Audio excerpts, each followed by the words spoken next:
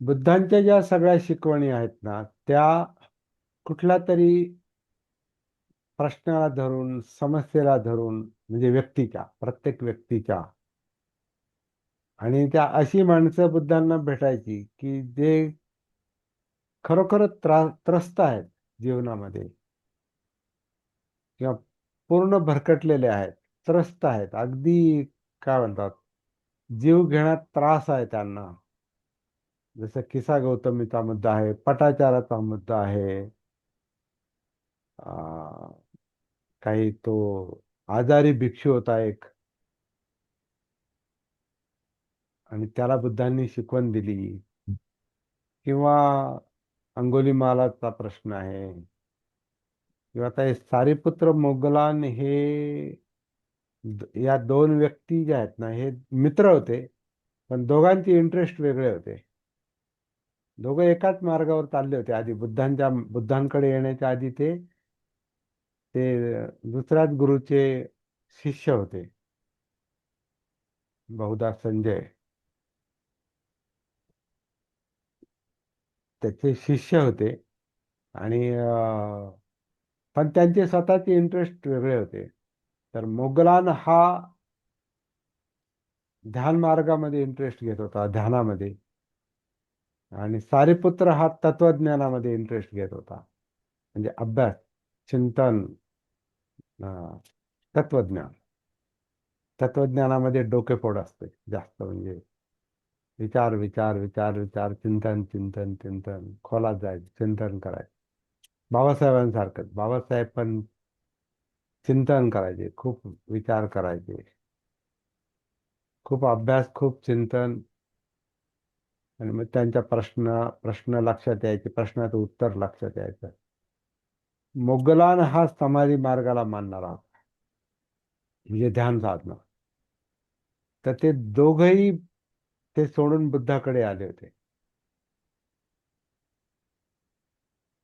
आणि बुद्धांनी दोघांना वेगळ्या पद्धतीने सांगितलं. आधी सारीपुत्राला सांगितलं.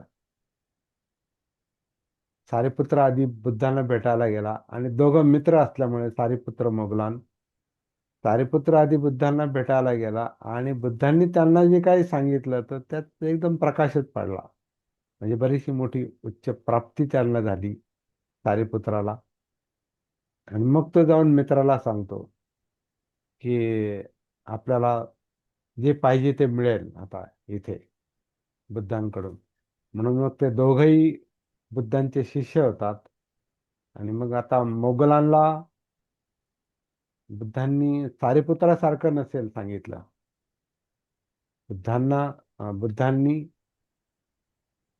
मोगलांना ध्यान म्हणजे काय ह्याच्यावर सांगितलं. ध्यान ही काय मानसिकता आहे. मन ध्यान करतं, किंवा आपण ध्यान करतो म्हणजे नेमकं काय करतो, काय होतं, हे बुद्धांनी त्याला समजावून सांगितलं असेल. आणि तो तिथून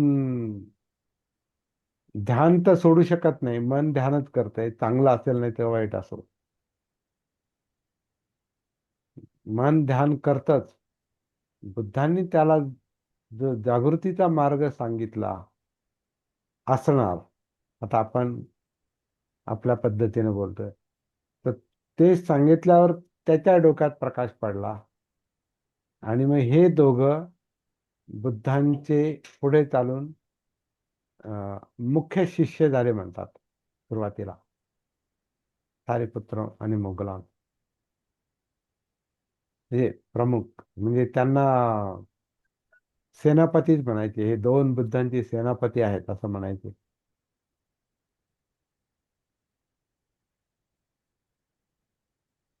ते आधीच काय म्हणतात, ते शोध मार्गामध्येच होते आधी.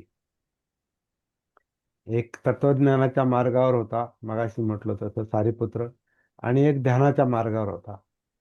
आणि वेगळ्या प्रकारचे तत्वज्ञानाचा अभ्यास म्हणजे वेगळ्या धर्मांचा अभ्यास, वेगवेगळ्या परंपरांचा अभ्यास, अस्तित्व असं, अस्तित्व तसं, हे विश्व कोणी निर्माण केलं, मग दुःखाचं कारण काय ते त्यांच्या पद्धतीनं, किंवा काय पाप पुण्य, आणि वेगळ्या परंपरा, वेगवेगळे कर्मकांड, हे सगळं सगळं करत होते लोक.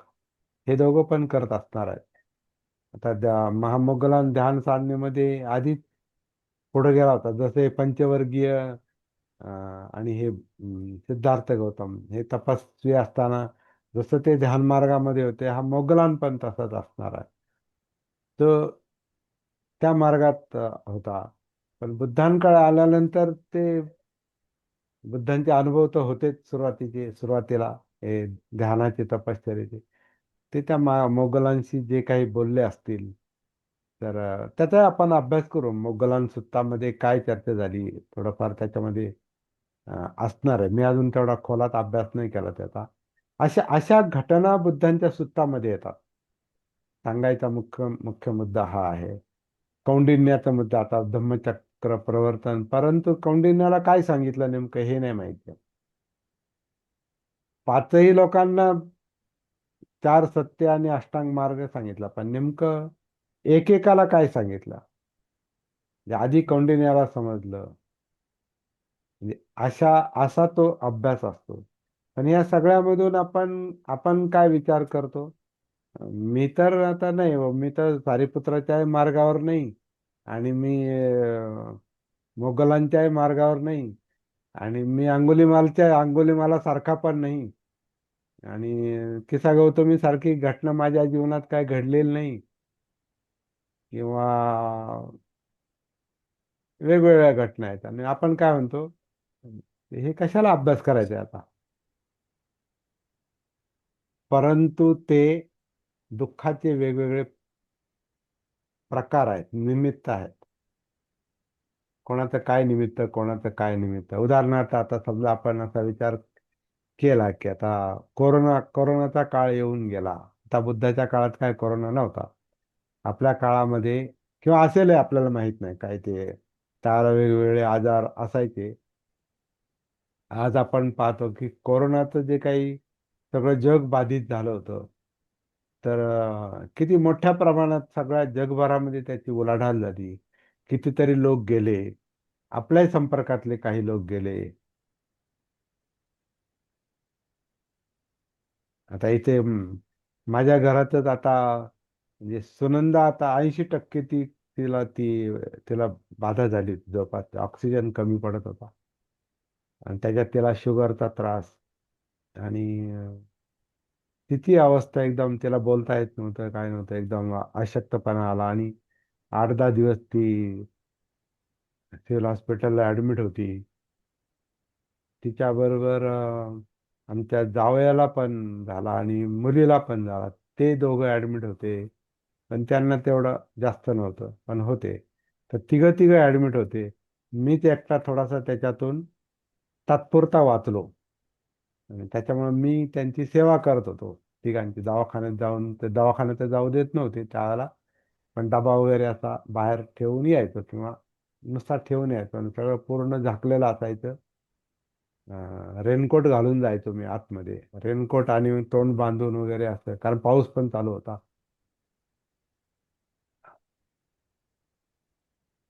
त्याला काही माणसं अशी त्या दवाखान्यामध्ये फारच भयंकर अवस्थेत पडलेली होती. आरडाओरडा चालत होता, खोकण्याचा त्रास वगैरे. तर हे दुःखाचे वेगवेगळे प्रकार आहेत, यातनांचे प्रकार आहेत. त्याच्यात आपला जो त्रास आहे, व्यक्तिगत किंवा घरात किंवा नातेवाईकात, तर त्याच्यावर कशी मात करायची, हे आपल्याला शिकावं लागतं. माइंड डिस्टर्ब नाही झालं पाहिजे, हे आपल्याला शिकायचंय.